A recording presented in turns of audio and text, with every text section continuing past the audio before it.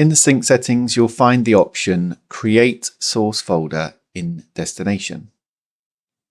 When this is disabled, only the contents of the source folder are copied to the destination. The folder itself is not created.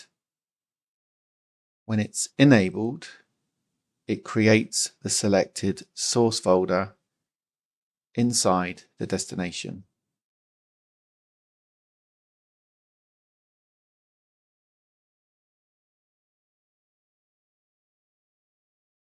When we run this sync with Create Source Folder at Destination enabled, the source folder is created. Let's change the setting and disable Create Source Folder at Destination.